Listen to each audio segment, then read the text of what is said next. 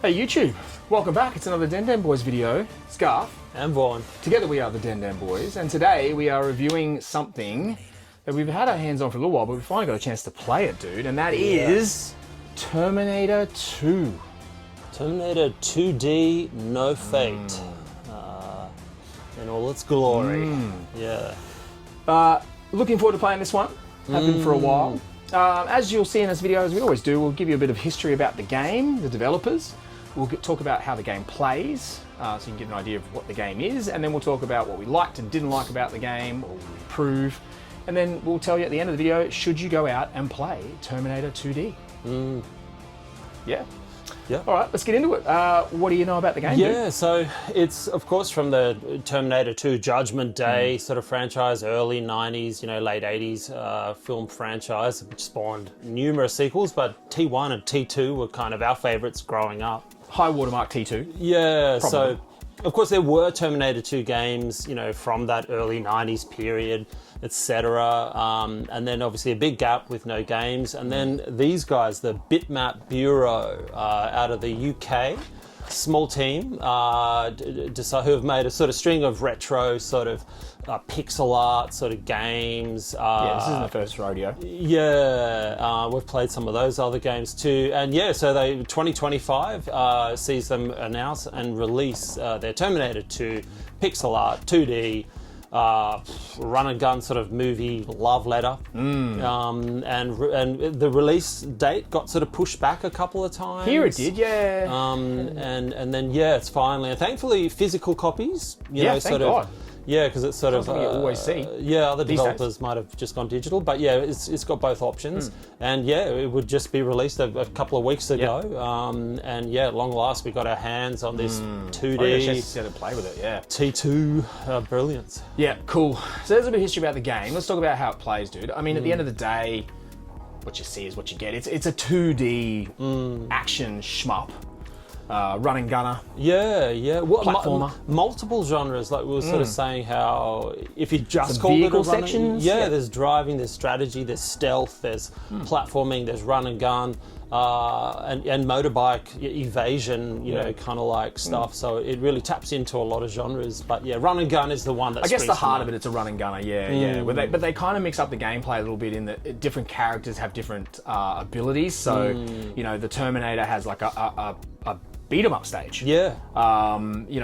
John Connor has, when he's in that famous scene with the bike, it's more of a bike's vehicle section. Yeah. Sarah Connor escaping the prison is a stealthy kind of sneak up and hide in the doorways and hit people from behind. Yeah. She's got to go flashlight or a boot.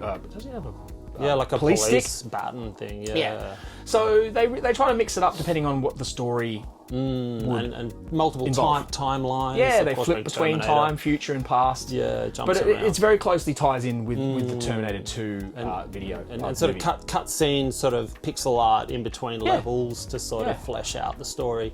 As well as some choices where you can make sort of decisions later on, some of which are only unlocked after you've beaten the game once.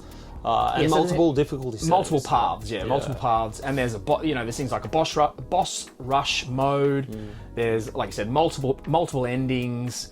There's a ranking system at the end of every stage, depending on how many you kill, how many times you get hit, the speed you do the stage, adds to a ranking. S ranks. S ranking is the goal. And it's a big high score game. It's a high score game. It's all about points and combos and racking up sort of kills without getting sort of interrupted. Yeah, and with the high score part of it comes the fact that there's a timer per stage, which is an old school kind of feature to put a timer per stage. Take too which was long interesting. And gaze it too much, and you will run out of time. Which we found out. We played and we're like, oh man, we're looking for collectible. I've just come off playing Shinobi and Ninja Gaiden and just searching every nook and cranny of the map for a collectible. And in this game, they're like, no, you get to the end. Like you got eyes on the prize. You're like, okay. Yeah, and there is usually a hidden credit or continue in each stage too. So you do have to look a little bit, but don't look too hard or you'll run out of time.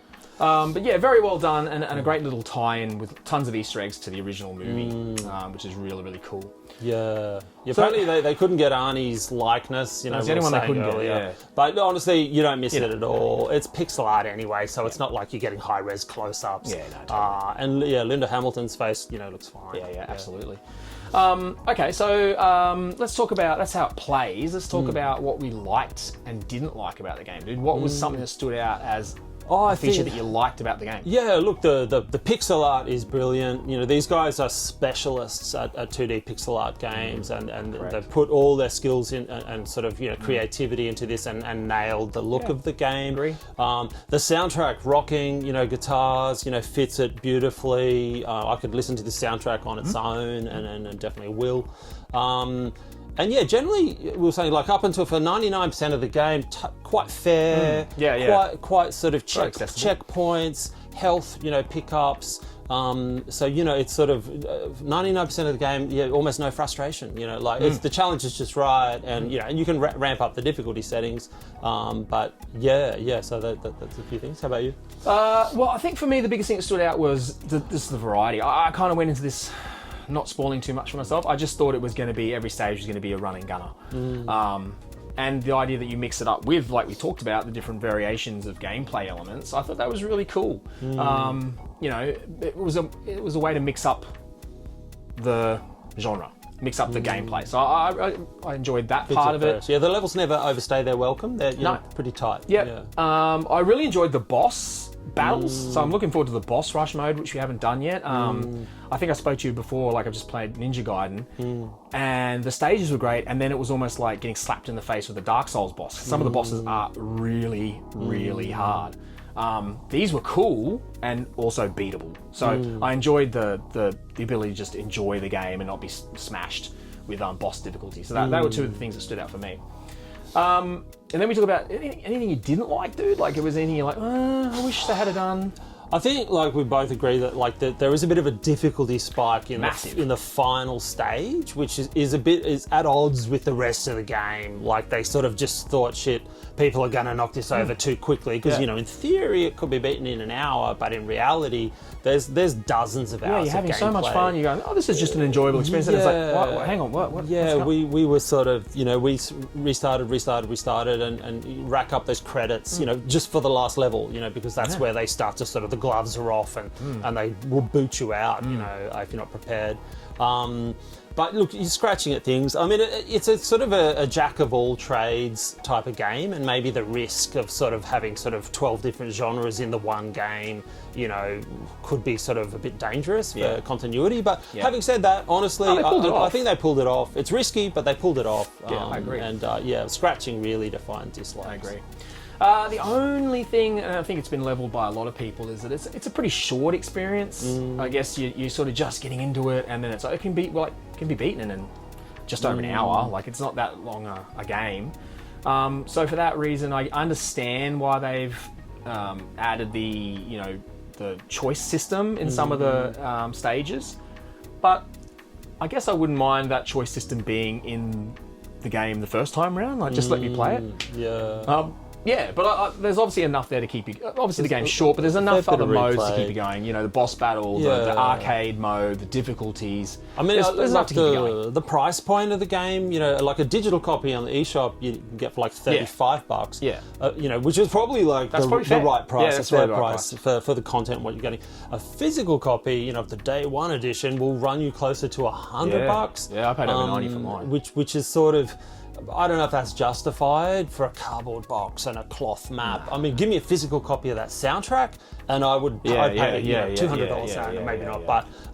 But yeah, so keep that in mind. If you're happy with digital, you know, $35, it's like that's a gift, you know. But at $100, then you might go, hang on, you know, I can beat it. Yeah, I was a bit put off by the price point, but I was always going to buy it because I knew it was a good game and I did good things. So, and I'm glad I bought it, but I'm still like, it's a bit exy for what it is. Yeah.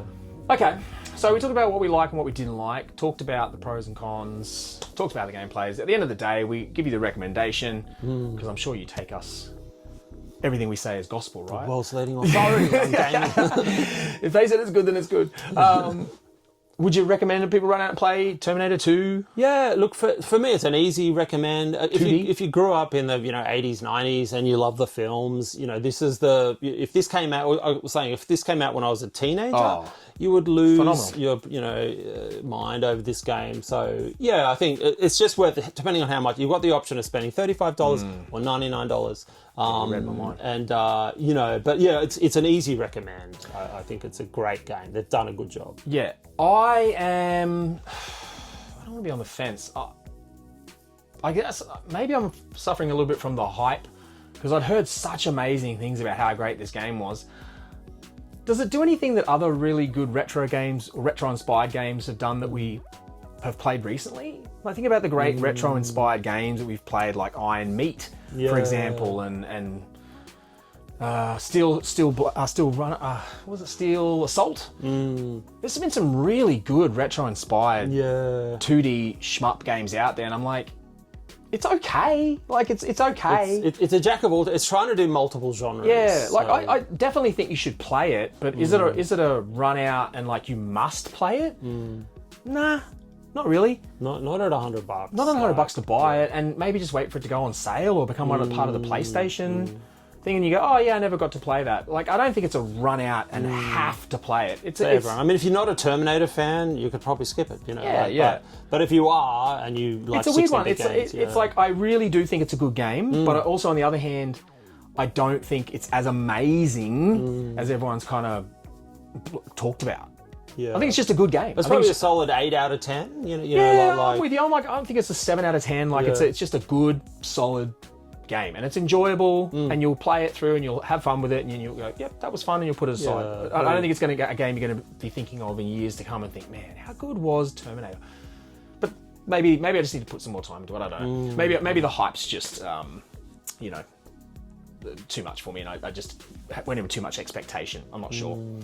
There you go. So anyway, there we go. So you got a thumbs up from Vaughan, you got a maybe from me. That was our review of Terminator 2D for the PS5, and it's on all the other systems as well. So there you go. Hope you enjoyed our review / our thoughts on the game. Again, thank you for doing all that great YouTube stuff. Like, share, subscribe. We appreciate you. Comment, and please tell us what you thought of the game. And hopefully we'll see you very soon for another Den Den Boys video. Peace.